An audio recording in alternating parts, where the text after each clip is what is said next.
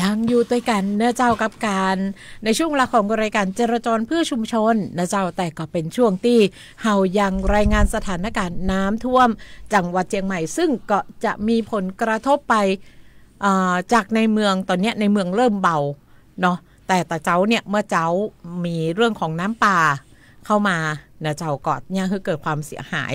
ในบางพื้นที่โซนที่ตังห้วยแก้วนะเจ้าแต่ในเมืองเนี่ยตอนนี้หลายที่หลายต่างก็เริ่มเข้าสู่สภาวะปกตินะเจ้าอย่างที่สวัสดิ์ศักดาบอกว่าตังละแกงเนาะที่ยังมีน้ำอยู่มันก็เจ้าคุณอ้วนใช่ครับละแกงเนาะเจ้ายังมีน้ำอยู่เนาะเพราะฉะนั้นก็รถมันอาจจะผ่านได้แต่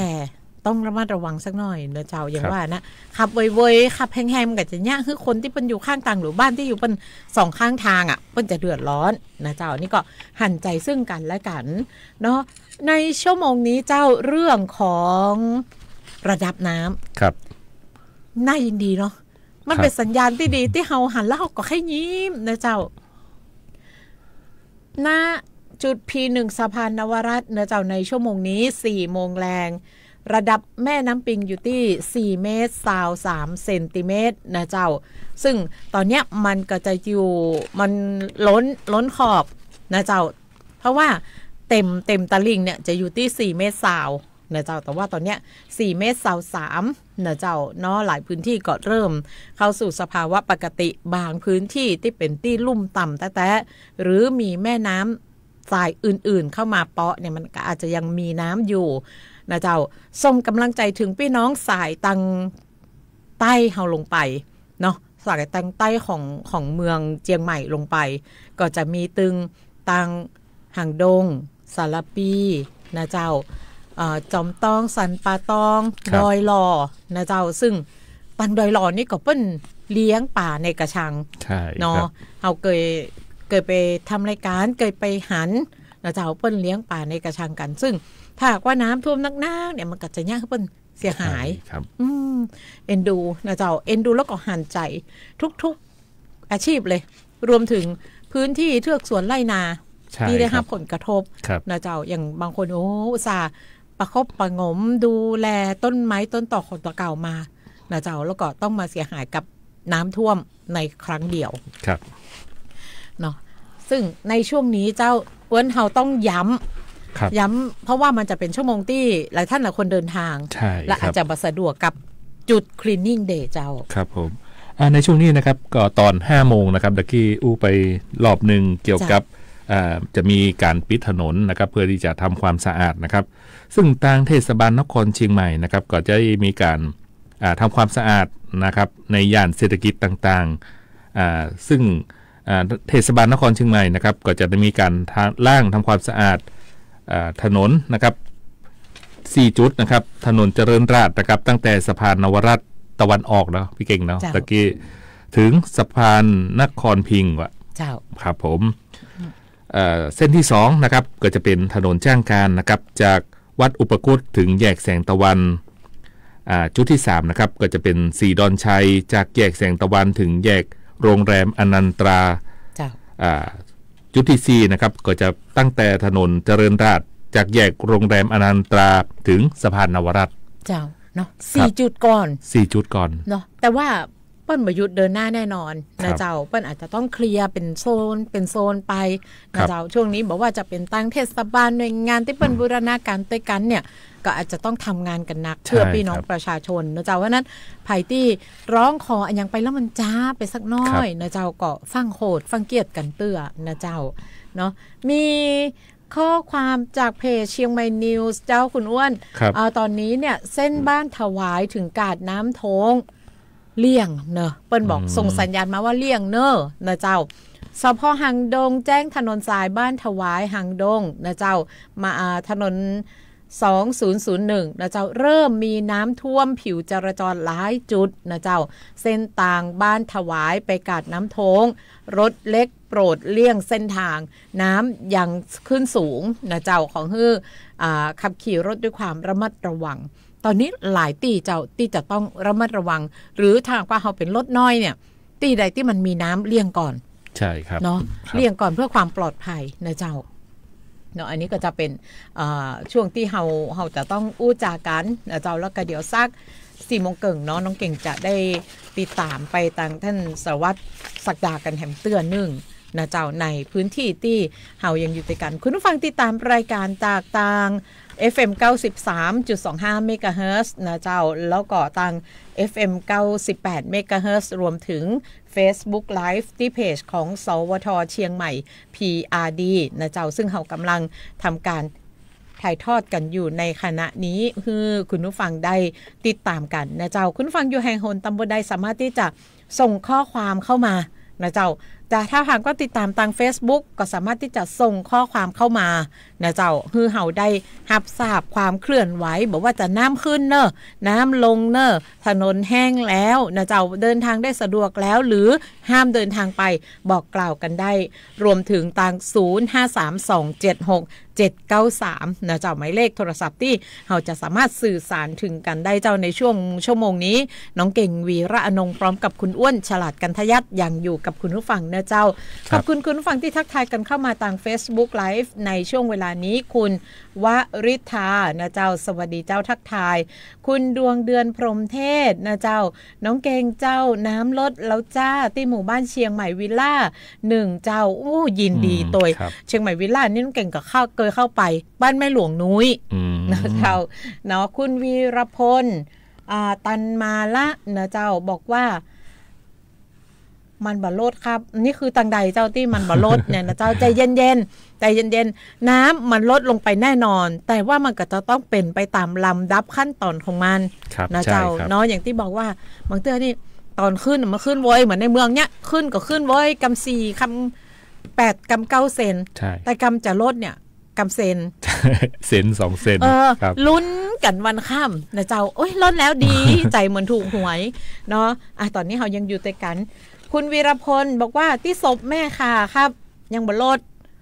ศพแม่ค่ะกำลังได้รับผลกระทบเนาะน้ำกำลังไหลไปหรือเปล่าน้ำกำลังไหลไปสมทบตัวนะเจ้าเพราะฉะนั้นจะเย็นๆน้อยนะเจ้าส่งกำลังใจเนาะตรวจสอบดูแลบ้านจองกันให้ดีกันละกันทักทายพี่ณภัสสรครูตระกูลเจ้าเตียงอยู่ในการเนาะติดตามกันทาง Facebook Live ที่เพจของสวทเชียงใหม่ PRD และ0532767793สวัสดีเจ้าสวัสดีครับอันขอรบกวนเรื่องถามวงแหวนรอบ2หรือรอบนอกสุดครับรอบ3น้ำเป็นลงหรือยังครับที่ไหนที่แถวตาไมอีนะครับตาไมอีจะไปกล่องทรายครับตาไมอีคือถนนเนี่ยถนนดังถ้าพูดถึงเส้นนาวัดอีหนอเอานาวัดเป็นหลักอีนะเจ้าเอาข้ามน้ำไปก่อนข้ามน้ำไปหาสารปีผู้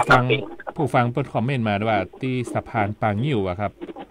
ตอนนี้การจราจรติดขัดว่าถ้าหลีกเลี่ยงได้ก่อนหลีกเลี่ยงครับผมตรงปางยิ้วนะครับแล้วก็ตรงตาไมอีตังเลี่ยงตังปื้นสะพานนะครับมันจะมีน้ำขังอยู่ก็โปรดระมัดระวังตัวครับในช่วงนั้นครับผมครับที่แถวจงเจริญหมดนั่นน้ำท่วมหมดแล้วเนาะครับเจ้ากองทรายระมัดระวังนะเจ้าครับกองทรายปางยิ้วจะได้ไปทางต้นครับตอนเจ้านี่ตอนเจ้ารถติดขนาดครับเริ่มตอนนี้ก็ติดอยู่นะครับตอนนี้ก็ติดนักเลยเจ้าน้ำก็ขึ้นรถก็ติดนะเจ้าครับผมครับขอบคุณนะครับผมขอบคุณเจ้าสวัสดีเจ้าสวัสดีครับเจ้าในเพจของเฮานะเจ้าเส้นห่างดงกาดฝรั่งน้ำท่วมกับเจ้ากาดฝรั่งท่วมอยู่เนาะท่วมอยู่ครับท่วมอยู่ครับนะเจ้าเลี่ยงได้ก็เลี่ยงเนาะเจ้าคือจุดไหนที่มันมีน้ำท่วมบ่อย่างคือเอารถบุ่นไปใช่มันจะเกิดความเสียหายนะเจ้าถึงแม้ว่ารถจะกึดว่าผ่านได้เนาะแต่มันก็เสี่ยงกับความเสียหายนะเจ้าขอบคุณข้อความที่เข้ามาทางเพจของสวทเชียงใหม่ PRD รวมถึงทางโทรศัพท์0532767793นะเจ้าภัยสัญจรผ่านไปในพื้นที่ใดเนาะส่งเสียงเข้ามาเล่าสู่กันฟังหน่อยว่าผ่านสะดวกก็น้ำท่วมก็ถ้าหากอู้ถึงที่ต้องย้ำคุณผู้ฟังเจ้าเส้นท่าไมอีใช่ครับซึ่งโซนนั้นเนี่ยตะกี้ออกไปอู้กับทีมข่าวนะเจ้าถนนหน้าวัดเนี่ยผ่านไปได้นะถนนสายท่าไมอีเนี่ยผ่านไปได้แต่ตัววัดตัววัดเนี่ยน้ำท่วมแล้วก็ท่วมจนสูงอยู่จะเข้าวิหารละเนาะเพราะฉะนั้นไผ่ตี้มีถุงทรายมีสามารถเอาทรายเนี่ยไป ไปสมทบที่วัดถ้าไม่อีได้เนี่ยเจอเลยนะเจ้าเพราะว่าทางวัดต้องการเป็นอย่างมากนะเจ้าเพื่อที่จะป้องกันบ่ให้น้ำเข้าวิหารวัดนะเจ้าเนาะอันนี้ก็ฝากกันไว้เด้อเพราะว่าคนเมืองบ้านเฮามีน้ำใจคุณอ้วนชอบในการทำบุญมีน้ำใจนะเจ้านอกเหนือจากอาหารการกินน้ำดื่มที่เฮาช่วยกันของใจในชีวิตประจำวันที่เฮาช่วยกันแล้วนะเจ้าตอนนี้สายที่วัดท่าใหม่อีต้องการเป็นอย่างนักนะเจ้าสวัสดีเจ้าสวัสดีครับเจ้าขอถามว่าจากสารพีไปเส้นต้นยางไปถึง89นี่มีน้ำต่อครับถึง89ครับ89นี่ถ้าเป็นถนนตั้งหน้าบะหมี่นะเจ้ามาถึงจากสารพีไปเส้นต้นยางนะครับสารพีนี่จากไหนครับสารพีนี่จากปากกองนะครับปากกองสารพีปากกองสารพีครับบะหมี่ครับมันมีการต่างเรียบต่างรถไฟอะครับสารพีจะมีผลที่ทางเรียบทางรถไฟอยู่นะเจ้าตอนนี้เส้นต้นยางมันมีผลนะครับเจ้าอ๋อครับเจ้ายินดีเจ้าเนาะขอบคุณคุณผู้ฟังที่ยังคงคือเฮาเป็นติเปิงนะเจ้าอย่างน้อยเฮาก็มีประโยชน์ต่อคุณผู้ฟังเจ้าในการที่จะได้ได้จากันนะเจ้าในช่วงเวลานี้มีคำถามจากทางเพจของเฮานะเจ้าเนอหมู่บ้านวังตาลเดินทางไปได้กับเจ้าหมู่บ้านวังตาลอยู่ตรงไหนอยู่ใต้วังตาลกับเจ้าอยู่ทางวังตาลสารปีก่อหมู่บ้านวังตาลเนี่ยเนาะถ้าหากว่าอยู่ตรงใดก็บอกหน่อยกันละกันบอกจุดที่ตั้งหน่อยนะเจ้ามีสอบถามจากคุณอย่างอวันดาเจ้าถ้ามาจากละปูนเส้นซูเปอร์ไฮเวย์มาแยกสารเด็กมีน้ำท่วมก็ครับบะหมี่ตะกี้ผ่านมาตะกี้บะหมี่ครับปลอดภัยตลอดทางนะเจ้าตะกี้คุณอ้วนกำลังไปละปูนมาเนาะแยกแม่เฮียมากัดหางดงไปตังใดได้พ่องเจ้าแยกแม่เฮียแยกแม่เฮียแยกแม่เฮียกับรอบ3ครับแยกแม่เฮียก็คือตรงนี้รอบ2ที่ตังที่ถ้าเป็นตังแยกไปคือถนนสะเมิงนะถ้าตังแยกน่ะแต่เจ้ามันมีเนาะถ้ารอบ2ก็จะมีที่โกลบอลเฮาแม่นครับถ้ามาปื้นตรงนั่นก็บ่ได้ครับแต่วังตาลก็บ่ได้มีน้ำอยู่เนี่ยอย่างที่คุณผู้ฟังบอกว่าบ้านวังตาลน่ะอยู่ที่ใต้วังตาลครับนะอันนี้ก็ยังค่อนข้างจะเสี่ยงอยู่นะเจ้าตอนนี้เนี่ยกะเนี่ยใดดีเนี่ยที่ไหนก็ที่ตะกี้ที่อู้ไปแยกแม่เฮียมากาดหางดงถ้าเป็นถนนสายตรงเนี่ยยังมาหมีนะเจ้ามันจะเป็นสายด้านในด้านกาดน้ำโถงนะเจ้าเนาะน่าจะผ่านไปได้อยู่ด้วยความปลอดภัยนะเจ้าช่วงนี้เนาะหน้าวัดท่าใหม่อีถึงแยกกองทรายน้ำท่วมถนนรถติดครับแม่นนะเจ้ารถติดถึงน้ำบะท่วมเตื้อแต่รถติดนะเจ้าเลี่ยงได้ก็เลี่ยงเด้อสายหน้านั้นนะเจ้าแถวเวียงกุมกามนะเจ้าเปิดผ่านได้หรือยังครับตอนเจ้ายังท่วมอยู่นะครับตรงเจดีย์เหลี่ยมเจดีย์เหลี่ยมยังท่วมอยู่นะเจ้าเพราะว่าถือว่าเป็นโซนเดียวกับด้านหลังโกลบอลเฮาส์มันก่อนใช่มาได้เตื้อนะเจ้าคลองชลประทานผ่านตลอดครับอันนี้คือจุดไหนแล้วคลองชลประทานผ่านตลอดคุณช่างแบงค์เนาะคือน้องเก่งอาจจะอ่านข้อความมันจ้าน้อยนะเจ้าเพราะว่ามันไหลเริ่มตอนนี้เนาะคุณหญิงชนนะเจ้าบอกว่าบ้านวังตาลอยู่เส้นหางดงเจ้าแถวท้อแสงทองไปบ่ได้นะเจ้าข้างโรงเรียนพาฤทัยเข้าไปทำความสะอาดได้หรือยังครับน้องยูเลยินาเข้าไปได้แล้วนะพาฤทัยน่าจะได้เนาะครับคุณเดี๋ยวรอฟังการรายงานสภาพการจราจรนะเจ้าเนาะเดี๋ยวน้องเก่งจะถามขอเป็นคำถามที่เก็บไว้กันเดียวช่วงที่เขาฟังก็ส่งข้อความมาก่อนสำหรับถนนหนทางในเส้นเมืองเชียงใหม่ใครที่ยังมีข้อคำถามนะเจ้าถนนหางดงแม่เหี่ยคลองชลประทานผ่านตลอดครับนะเจ้าเนาะ ก็ถือว่าเป็นการช่วยกันนะเจ้าคุณฟังช่วยกันให้ข้อมูลเนาะสำหรับเฮาที่อยู่ในห้องทรงเนี่ยมันอาจจะบ่ทั่วถึงหรือขาดตกบกพร่องนะเจ้าแต่ว่าหากเป็นเส้นทางการจราจรในเมืองเชียงใหม่เนี่ยก็เดี๋ยวเฮาจะโฟนอินถึงท่านสารวัตรศักดานะเจ้าแล้วก็ในส่วนของพื้นที่ใกล้เคียงเฮามี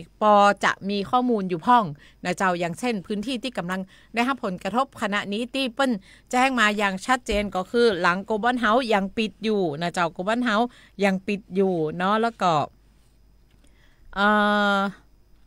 หางดงนะเจ้ากาดฝรั่งนะเจ้าขาเข้าขาออกทั้ง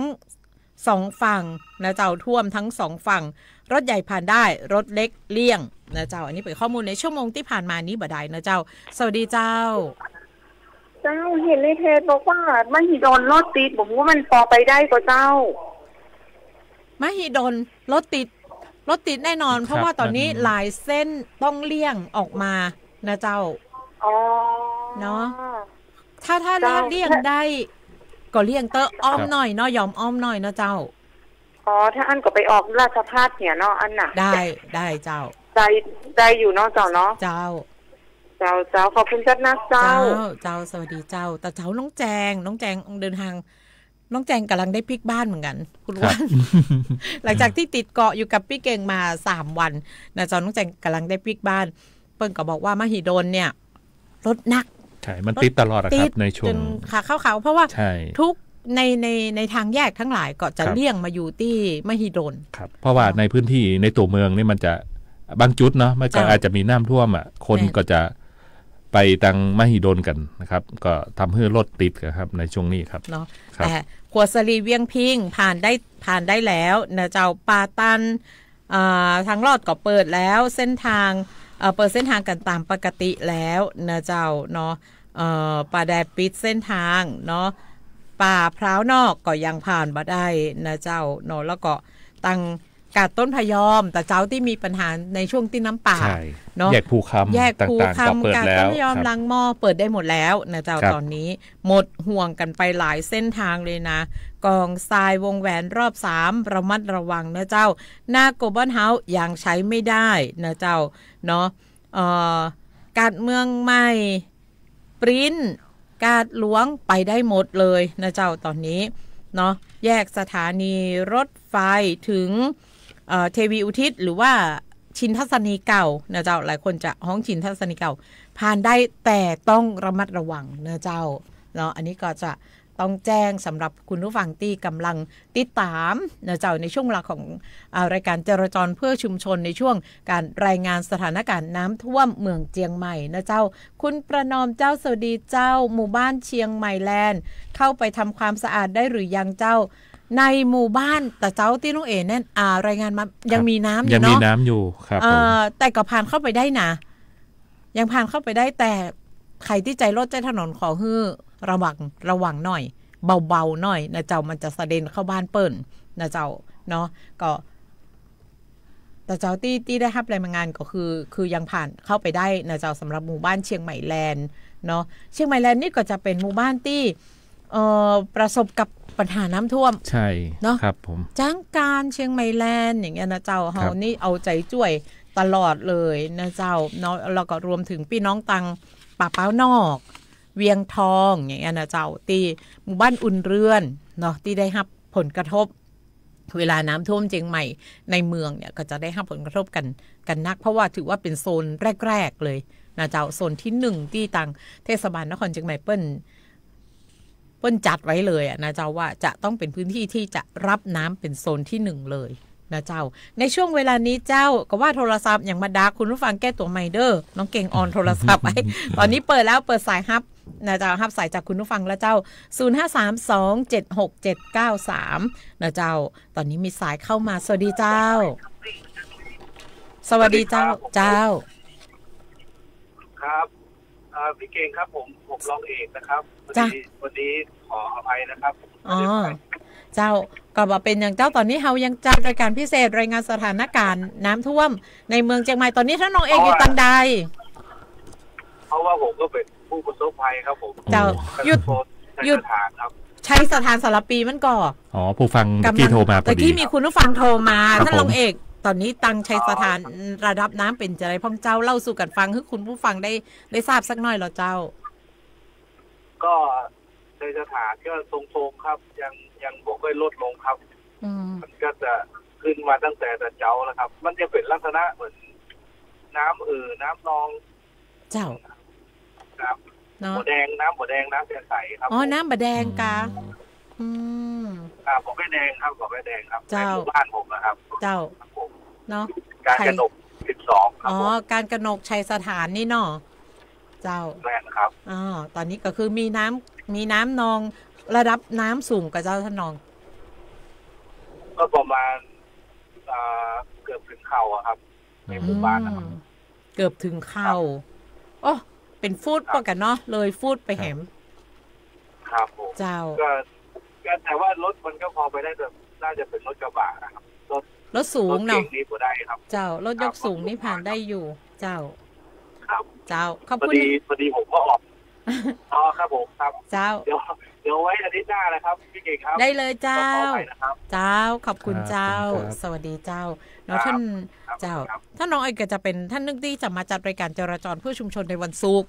เนาะกำลังหูคิงวันนี้วันศุกร์เป็นผู้ประสบภัยอยู่สวัสดีเจ้าสวัสดีครับผมเจ้าพี่เก่งครับเจ้าขอรายงานไม่ดนเนี่ยครับผมไม่ดนขาเข้าครับผมเจ้าเป็นจะไรหมายถึงคือปี้รายงานกะก็ว่าจะไรสงสัยจะคือเฮาเป็นคนรายงานว่าถนนมหิดลขาเข้าเป็นจะได้ก็เดี๋ยวเราจะทำสารวัตรศักดานะเจ้าคุณจันยาบอกว่ามีเพื่อนอยู่ติดน้ำปิงอยู่ใกล้ๆกาดเมืองใหม่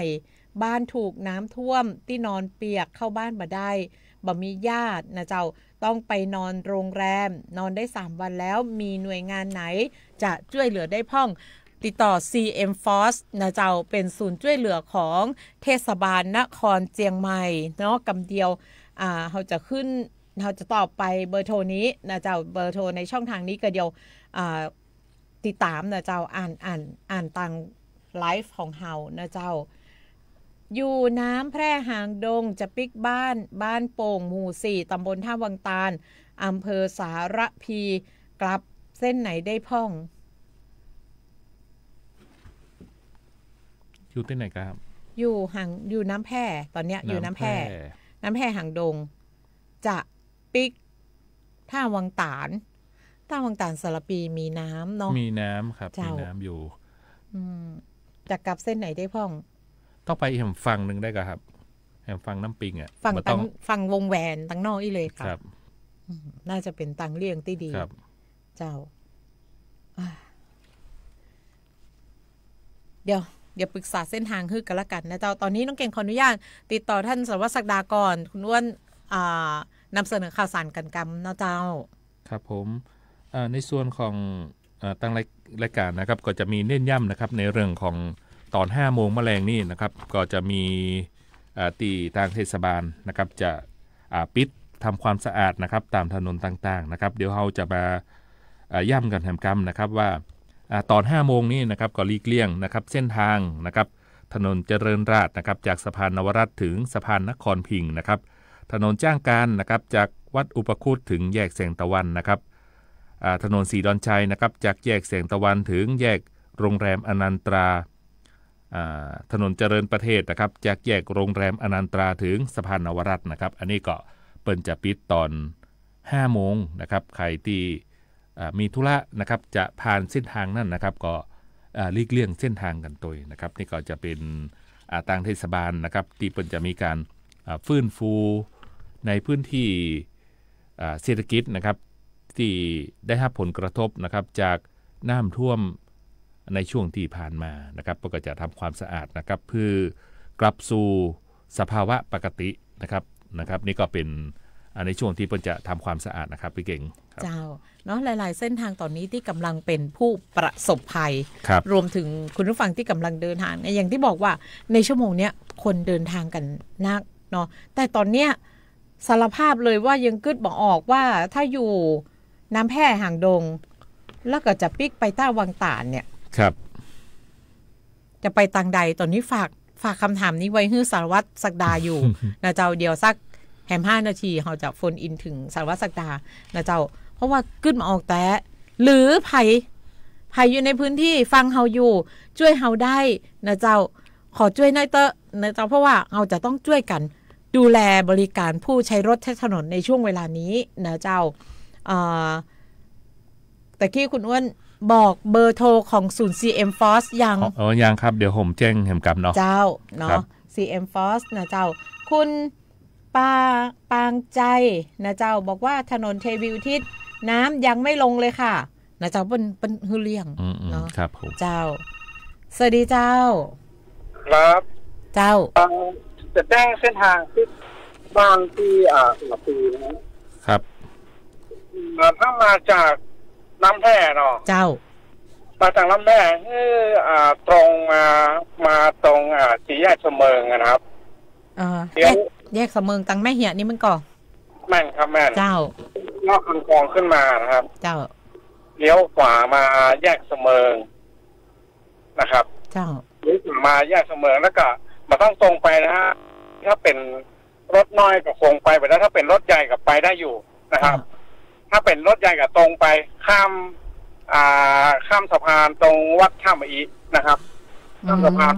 เลี้ยวซ้ายขึ้นทางบ้านเปิ่นได้เลยครับเจ้าแล้วถ้าเป็นรถน้อยหรอถ้าเป็นรถน้อยเลี้ยวขวาล่องตรงสี่แยกเสมิงเลี้ยวขวาล่องแล้วก็ไปเจอจากสี่แยกเสมิงล่องไปทางใต้ก็จะเจอบ้านตรงแยกไฟแดงสันพักหวานนะครับตรงพันห้องเนี่ยต่อโฮมครับตรงพันมันมีน้ำกะตรงนั้นมีน้ำนิดหน่อยแต่ว่ารถน้อยไปได้ครับสบายรถน้อยยังไปได้อยู่แต่ต้องใจเย็นๆแล้วก็ระมัดระวังเนาะแม่นครับเจ้าขี่ไปทางเข้าตรงเทศบาลสันพักหวานเจ้านะครับจะไปทะลุน้ำปิงที่วังสิงคำนะครับแล้วก็ขึ้นมาทางย้อนขึ้นมาทางท่ามีเหมือนเดิมครับนั่งตรงนั้นได้ครับเจ้าโอ้ขอบคุณนักๆเลยเจ้าขอบพระคุณเป็นอย่างยิ่งนะเจ้าขอบคุณเจ้าสวัสดีเจ้าสวัสดีครับเจ้าเนาะอย่างที่บอกว่าบางเตื้อเนี่ยน้องเก่งก็บอกบ่าหูหนต่างถ้ามันนอกเหนือจากในเมืองเพราะเป็นคนที่บอกเนี่ยเขาจะหูเส้นทางลักใหญ่ๆเส้นทางที่เขาเกิดใจนะเจ้ารวมถึงเส้นทางที่เขามีข้อมูลนะเจ้าแต่ถ้าถามว่าอยู่ที่นี่จะไปที่นี่เนี่ยบางเตื้อนี่ต้องอาศัยคนที่เปิ้นใจรถใช้ถนนเลยนะนะเจ้าที่เปิ้นคุ้นเคยกับเส้นทางเปิ้นจะหูทางเลี่ยงทางทางที่จะเลี่ยงไปหรือว่าทางที่จะไปได้อะนะเจ้าต้องเป็นคนในพื้นที่โดยต้องขอบคุณนักเลยนะเจ้าเนาะแจ้งมาบอกว่าถนนเทวีอุทิศน้ำยังไม่ลงเลยเนาะอันนี้ก็เดี๋ยวเฮาเช็คหน่อยตะกี้สารวัตรบอกว่าเทวีอุทิศกะ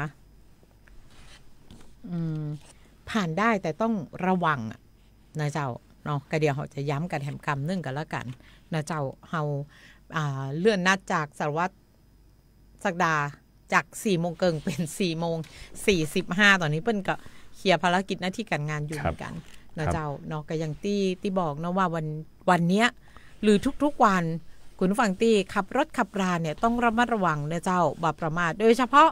ช่วงนี้เส้นทางที่มันมีน้ำแต่รถเฮาเนี่ยผ่านได้เฮาต้องระวังเป็นพิเศษนะเจ้าเนาะมันต้องมีเทคนิคในการขับขี่เนาะบางเตื้อคนที่เป็นขับรถเพิ่นก็จะหูว่าถ้าขับผ่านน้ำมันจะต้องขับจะใดมันต้องขอร้องไว้ว่าบอดี้แฮงล้ำไปเอ็นดูบ้านจองหรือคนที่อยู่2ข้างทางเนาะมันจะเปียกหมดอย่างตะวาที่หน้าสถานีนี่เองก็คนเดินก็ต้องเดินคนขับรถมาก็น้ำปุ้งใส่เปิ้ลคือน้ำกระเด็นจากล้อรถตัวเองเนี่ยปอน้ำจากคลื่นน้ำมันซัดเปิ้ลแหมปอจะดีล้มนะเจ้าอันนี้ฝากกันไว้ตัวเนอะฝากกันไว้นะเจ้าเพื่อความปลอดภัยเฮาก็ต้องเอาใจเปิ้ลมาใส่ใจเฮาสักหน่อยเนอะนะเจ้าฝากเลยเนาะเพื่อที่คือเกิดความปลอดภัยร่วมกันนะเจ้าในช่วงเวลานี้คุณอ้วนได้เบอร์ของ CM Force หรือยังเนาะเพราะฉะนั้นคุณอ้วนจะติดต่อ CM Force นะเจ้าส่วนน้องเก่งจากขออนุญาตติดต่อท่านสารวัตรนะเจ้าครับ อันนี้ก็จะเป็นเบอร์นะครับติดต่อศูนย์ป้องกันและก็บรรเทาอุทกภัยเฉพาะกิจนะครับของทางเทศบาลนครเชียงใหม่นะครับก็สามารถมีสายเข้ามาได้สวัสดีเจ้าสวัสดีเจ้าพี่เก่งเจ้าอันน้องมาทางอันแอร์พอร์ตนะเจ้าแล้วก็ตรงมาทางห่างดงเนาะตรงกับตลังเจ้าสามารถเอาวิ่งได้โดยแห้งกิ๊กเลยนะเจ้าแห้งแล้วแต่ว่านิดนึงว่าจากกาดฝรั่งอ่ะเจ้ามาประมาณสักกิโลจะมีน้ำนองเป็นปกติเนาะมันมาสูงนะเจ้ารถน้อยก็ไปได้รถเก่งรถอย่างก็ไปได้สรุปแล้วคือปกตินะเจ้ายิงจากสนามบินเชียงใหม่ตรงมาเลยเจ้าตรงมาที่คลองดงเจ้าไปเลยค่ะได้แต่ต้องระมัดระวังในบางจุดนะเจ้าขอบพระคุณนะขอบพระคุณนักเลยเจ้าสวัสดีเจ้าเนาะขอบคุณคุณผู้ฟังน่าฮักทุกคนนะเจ้าตีจ้วยเฮาตีจะได้รายงานเส้นทางที่ปลอดภัยนะเจ้าคุณอ้วนต่อได้เลย04M Force เจ้า04M Force นะครับของศูนย์ป้องกันและบรรเทาอุทกภัยเฉพาะกิจของเทศบาลนครเชียงใหม่นะครับก็สามารถที่จะติดต่อได้นะครับที่0532591116และก็083นะครับ7043675นะครับนี่ก็เป็นเบอร์โทรที่ท่านผู้ฟังนะครับที่ได้รับความเดือดร้อนนะครับในเรื่องของอุทกภัยต่างๆนะครับในเขตพื้นที่ของเทศบาลนครเชียงใหม่ก็สามารถที่จะติดต่อได้นะครับที่ศูนย์นะครับ CM Force นะครับหรือว่าศูนย์ป้องกันและบรรเทาอุทกภัยเฉพาะกิจของจังหวัดเชียงใหม่นะครับนี่ก็เป็นเรื่องราวนะครับที่นำมาให้ท่านผู้ฟังได้ติดตามรับฟังกันนะครับในเรื่องของศูนย์ป้องกันนะครับและก็บรรเทาอุทกภัยเฉพาะกิจนะครับของจังหวัดเชียงใหม่นะครับตอนนี้นะเจ้าท่านพันตำรวจโทศักดาโชติพัฒนาโภคินอยู่ในสายกับเฮาแล้วนะเจ้าอัปเดตสภาพการจราจรสักหน่อยสวัสดีเจ้าสวัสดีครับเจ้าสวัสดีกันสวัสดีคุณผู้ฟังครับเจ้าสวัสดีกันแหมรอบนะเจ้าเพื่อที่จะอัปเดตสภาพการจราจรในชั่วโมงนี้เพราะว่าการจราจรมันจะเปลี่ยนทุกชั่วโมงอยู่แล้วนะเจ้าเปลี่ยนแปลงได้ตลอดเวลาตอนนี้มีอะไรอย่างที่จะมาอัปเดตกับเส้นทางการจราจรของเฮาเจ้าเดี๋ยวดูเพิ่มเติมก่อนนะครับเจ้าเบื้องต้นล่าสุดจุดจาก3แยกเมืองก่ายถึง3แยกรถไฟถนนลาดอุทิศแล้วก็ถนนการรถไฟน้ำแห้งเรียบร้อยสามารถใช้เส้นทางได้ตามปกติแล้วนะครับอันนี้เป็นที่เพิ่มเติมมาล่าสุดส่วนอื่นๆจุดที่เฮาอู้กันรอบที่ผ่านมานะครับคือโชตนาในฝั่งขาออกนะครับตั้งแต่แยกกองกำลังผาเมืองไปจนถึง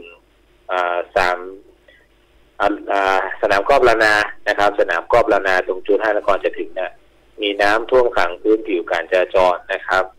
รถเล็กไม่สามารถผ่านได้นะครับรถเล็กไม่สามารถผ่านได้เจ้าหน้าที่จราจรก็ตรวจสอบอยู่นะครับอย่างไรแล้วก็แจ้งเป็นข้อมูลบางส่วนเนี่ยผมแจ้งแบบนี้นะครับต้องปิดกั้นและใช้ทางเลี่ยงนะครับใช้ทางเลี่ยงเพื่อที่จะให้เกิดความสะดวกมากขึ้นในเรื่องของการใช้เส้นทางเพราะผมเห็นละมันท่วมออกมาหนักกว่าตอนเที่ยงที่ผ่านมานะครับมันขยายมาจนเต็มถนนละผมว่าค่อนข้างลำบากนะครับเพราะฉะนั้นเจ้าหน้าที่ก็ได้ดำเนินการเดี๋ยวผมขอดูนะครับว่าเขาปิดอย่างไรเขาเลี่ยงอย่างไรนะครับตอน 15:30 เจ้าหน้าที่จราจรในโซนรับผิดชอบที่อยู่ทางถนนโชตนาแจ้งว่านะครับว่าจุดนั้นน่ะมีน้ำท่วมขังเพิ่มเติมมาแหมนะครับเลยยังคงทำเรื่องของการปิดการจราจรนะครับและก็ขึ้นใจทางเบี่ยงหน้าสหพาณิชย์แล้วก็ไปออกที่จุดกลับรถหมู่บ้านโชตนานิเวศนะครับเนื่องจากมีน้ำท่วมขังรถเล็กไม่สามารถสัญจรผ่านไปได้มีปัญหาการจราจรพอสมควรด้านถนนโชตนาในฝั่งขาออกเมืองนะครับว่าแจ้งเป็นข้อมูลเพราะว่ามันเพิ่มนักขึ้นกว่าช่วงเที่ยงที่ผ่านมานะครับอันนี้คืออัปเดตล่าสุดเลยนะครับขอให้ใช้ทางเบี่ยงแล้วกันนะครับจะได้มันบัดสะดวกล็อกก็ต้องยอมรับมันบัดสะดวกแต่อย่างใดเราก็ต้องแก้ไขปัญหาให้รถ อย่างน้อยก็ให้รถสามารถเคลื่อนได้นะครับขอให้ปฏิบัติตามเจ้าหน้าที่จราจรที่เป็นอยู่หน้างานนะครับถ้าท่านฝืนไปเอาบอกท่านแล้วท่านยังฝืนไปรถเสียรถขัดข้องมาสุดท้ายก็ต้องมาช่วยเหลือกันอยู่ดีนะครับให้เราก็ต้องช่วยแต่บอกไปแล้วเนี่ยท่านก็จะได้บอกเป็นการเสียเวลาแล้วรถท่านก็จะได้เกิดความเสียหายนะครับอันนี้แจ้งเพิ่มเติมเดี๋ยวผมดูเพิ่มเติมจุดอื่นมีพี่น้องประชาชนถามเรื่องของการเดินทางมาพอสมควรถามผมมาล่าสุดคืออยู่แยกเสมิง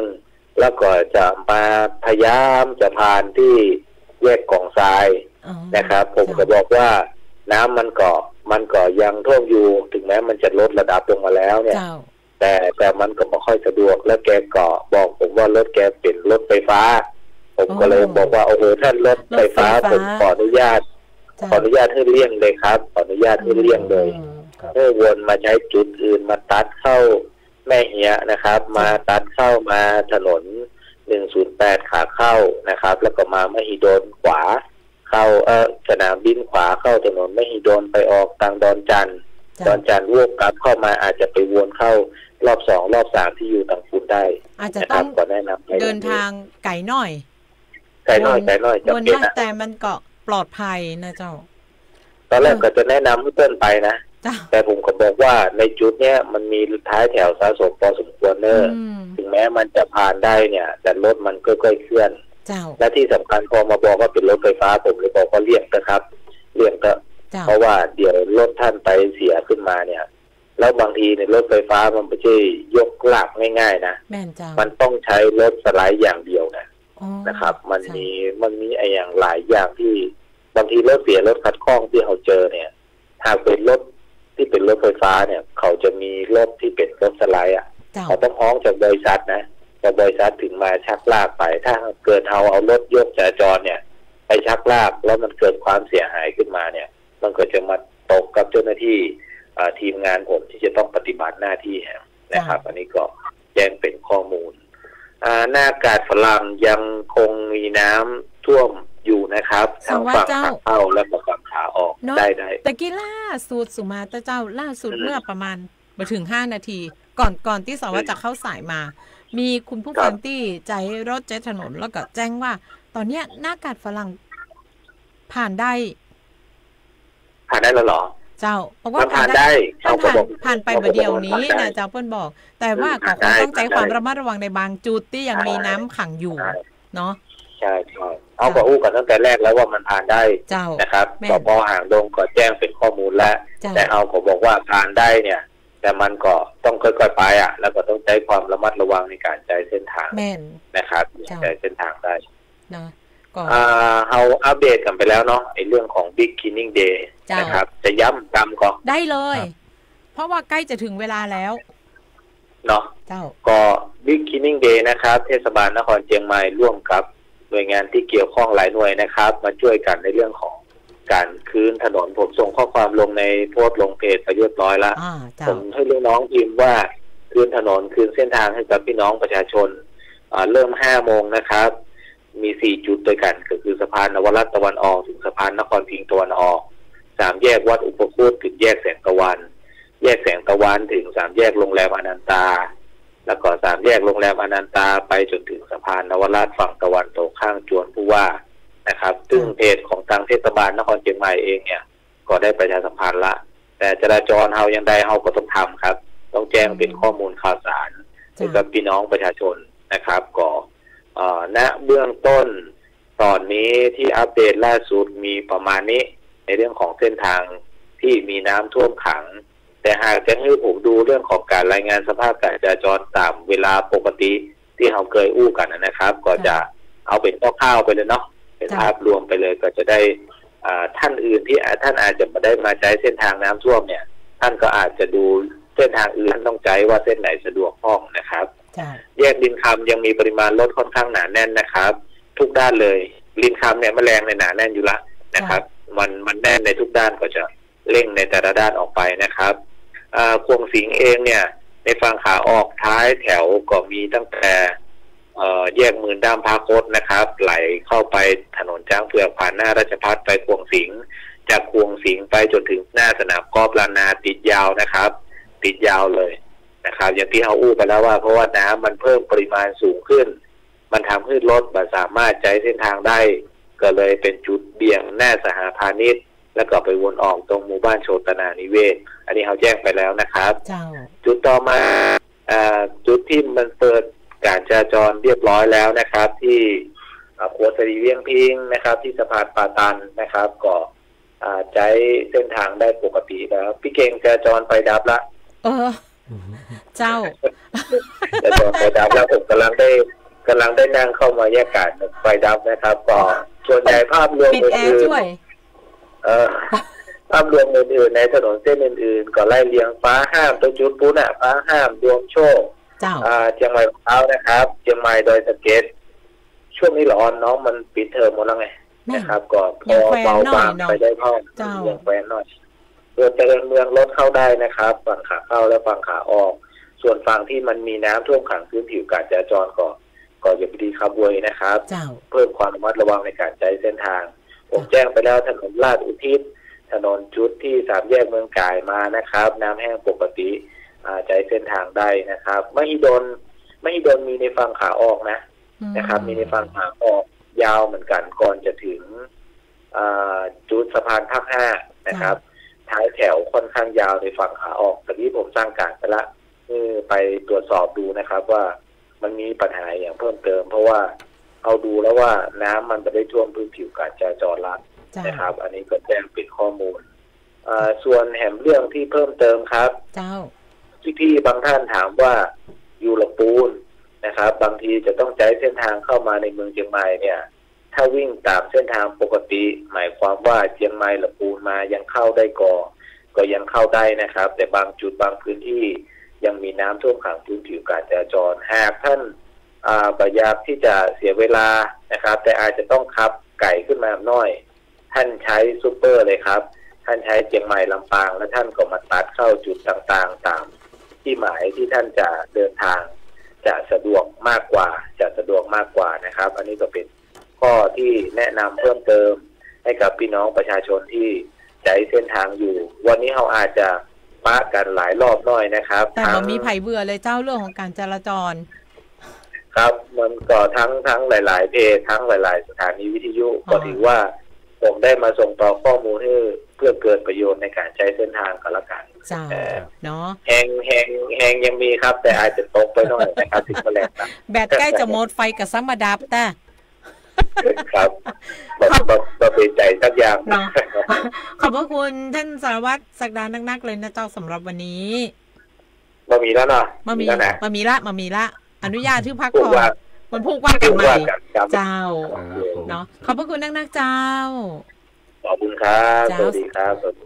เจ้าสวัสดีเจ้านะเจ้าเป็นเสียงของท่านพันตำรวจโทศักดาโชติพัฒนโภคินจากกลุ่มงานจราจรตำรวจภูธรจังหวัดเชียงใหม่นะเจ้าซึ่งท่านก็รายงานสภาพการจราจรเพื่อที่จะให้เกิดความสะดวกสำหรับคุณผู้ฟังที่ใช้รถใช้ถนนโดยเฉพาะในชั่วโมงนี้นะเจ้า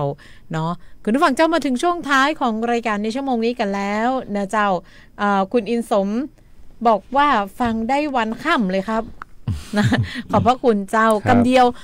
น้องเก่งกับคุณอ้วนจะพักชั่วโมงนี้กันแล้วนะเจ้าคุณผู้ฟังก็ติดตามชั่วโมงต่อไปอยู่กับน้องปอปรัชนียพรนะเจ้าส่วนน้องเก่งจะปิกมาปะกับคุณผู้ฟังกันแฮมเตอร์1 6 โมงแรงหลังเคารพธงชาติปะกับน้องอ้วนวันพูกเนาะตามรายการปกตินะเจ้าเนาะวันนี้เรา2 คนต้องลาทุกท่านไปก่อนนะเจ้าปะกันใหม่น้องเก่งยามแรงเจ้าสวัสดีเจ้า